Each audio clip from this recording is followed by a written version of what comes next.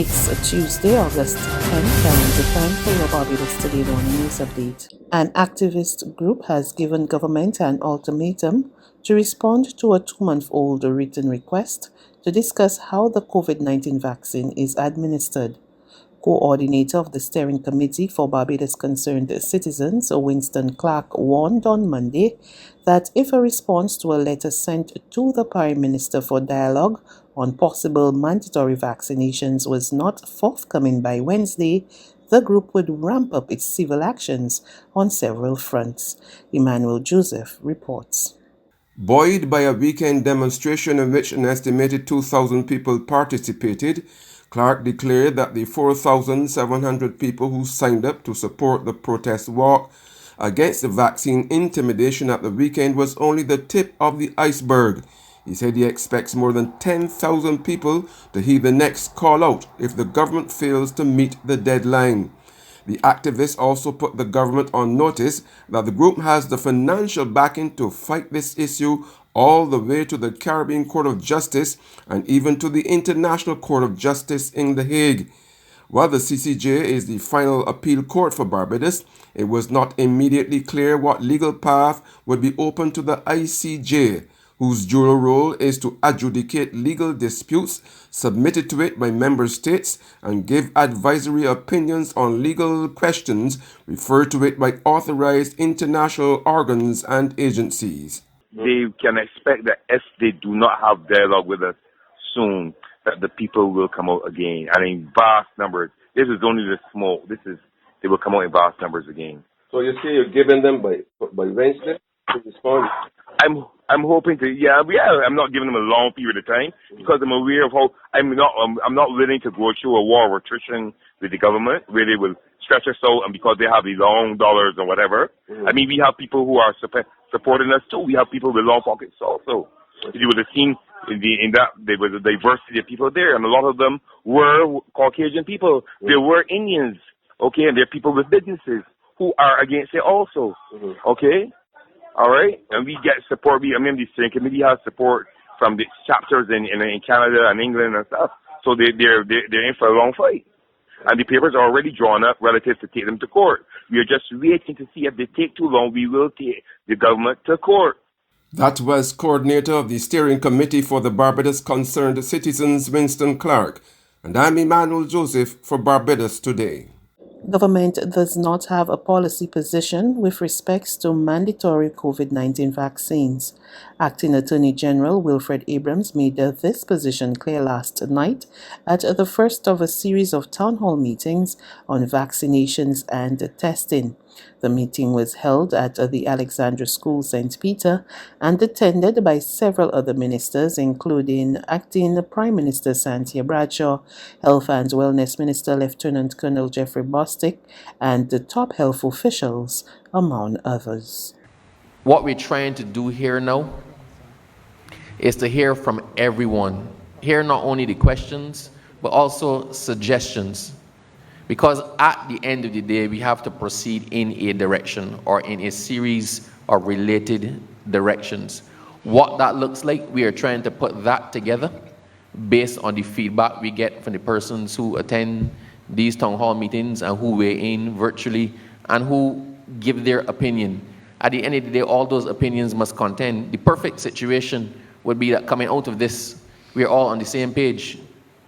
Right? But we're unlikely to all be on the same page. So what we have to look for is a compromise position that accommodates as many persons as possible, while also still respecting persons with specific interests, like religious or medical or what have you. So I don't want you to be too focused at this point in time as if there is a decision, because there has not been a decision. I can say now on behalf of all the ministers here, and the acting Prime Minister will back me up, right? The government does not have a policy position as it stands now in respect of mandatory vaccination of anybody. That is what we are doing here through these meetings. We want to hear from you what your suggestions are. Also attending the meeting was Chairman of the Barbados Private Sector Association, Edward Clark. He said that the association was of the view that vaccines should be put in place, especially for frontline workers. It is my belief as an individual person, and is the private sector's belief, that that means that people that are vaccinated present less of a risk to this country's medical resources. It presents less of a risk to our businesses in Barbados. It presents less a risk to unemployment growing in Barbados. And it presents less a risk to decimating this country and the growth prospects this country will ever have going forward. And that is why we in the private sector believe that vaccines should be put in place, especially for those people on the front line, the medical workers, the immigration, the customer service people, the healthcare, the teachers, people like that on the front line of Barbados. That is what we believe. Now, everybody wouldn't agree with us, and I understand and respect people's individual decisions. But then, if you have no choice and you have no desire to get vaccinated, you know, the consequences are there for you. They're there for you. And the problem is that then we in the private sector, our businesses are at risk. We stand liability if we don't try to protect our clients and our employees in the workforce.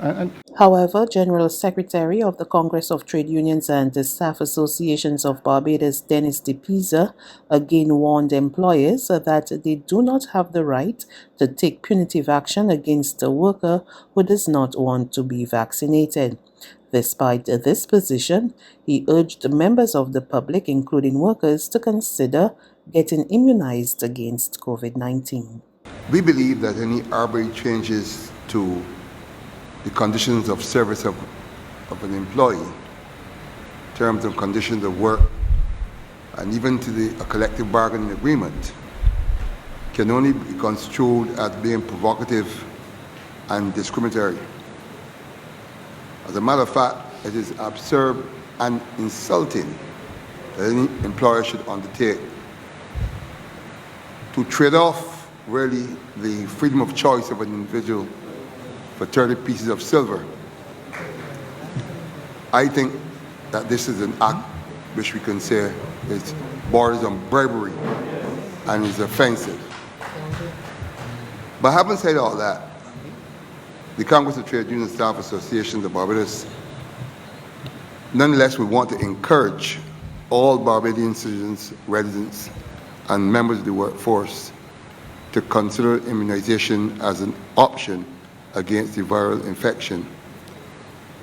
We must reiterate the point that in the absence of existing law or the contractual agreement, no employer has the lawful authority to coerce, intimidate, or to take any punitive action against an employee who refuses to take the vaccine.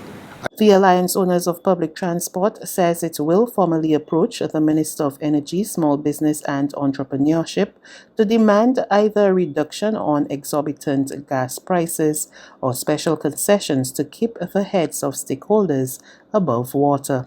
Communications, Information and Marketing Officer Mark Haynes disclosed that AOPT members have been crippled by the COVID-19 pandemic and are in some cases going home empty-handed after a full day's work. This is a vexing situation which continues to permeate Barbados.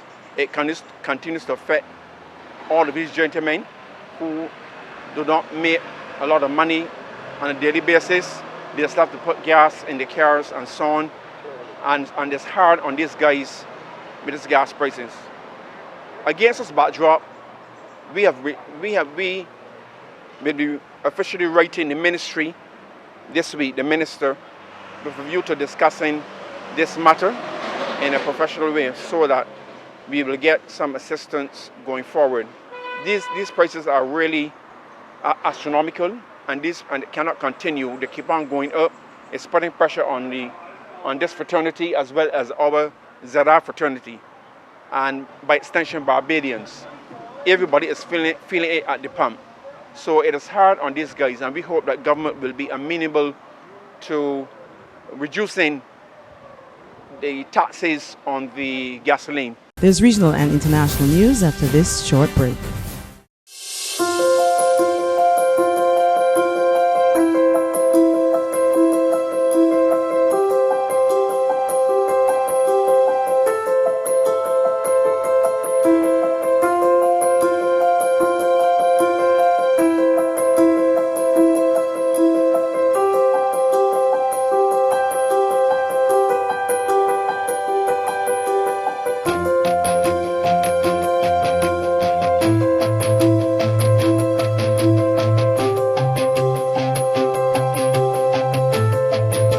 Barbados Today, news you can trust. To news from the region now, Antigua and Barbuda's police force has defended Sunday's action to disperse protesters by using tear gas. More from ABS News. The police say they contacted the organizers several times to caution them against proceeding with the event, but they insisted on hosting it. Commissioner Rodney says the riot squad went on the scene to disperse the crowd, gradually increasing its level of force. We start with verbal persuasion. That was done. We start with display of written instruction in the form of a banner. That was done. And still, the organizers and the protesters decided they were not moving. As a result, the police had to go to a next level of force, which was to use tear gas to disperse them from the city of St. John's. The commissioner says it's unfortunate the wind took the tear gas into nearby homes and affected children in the crowd. That was not a decision of the police to go after children, but if you bring your child into an illegal match, there are certain consequences that will come with it. He said some people later blocked the roads, threw stones at the police, and damaged buildings and other property in the area. And on the international front, the Pentagon has signaled its intentions to seek approval from U.S. President Joe Biden to make COVID-19 vaccinations mandatory for all members of the U.S. military by mid-September. More from Reuters TV. You can consider this memo today as what we would call in the military a warning order. The Pentagon on Monday said that it will seek U.S. President Joe Biden's approval by mid-September to require 1.3 million military members to get vaccinated against COVID-19, anticipating full regulatory clearance for a vaccine by then. After setting COVID-19 rules for federal workers, Biden last month directed the Pentagon to look into how and when it will require members of the military to take the vaccine. Pentagon spokesperson John Kirby called Monday's memo issued by Defense Secretary Lloyd Austin a warning order. This is coming, and we want you to be ready for it as well. And obviously, we prefer that that you get the vaccine now and not wait for the mandate. The Defense Department is targeting mid-September for a vaccination deadline based on expectations for the Food and Drug Administration to give full approval to the Pfizer vaccine.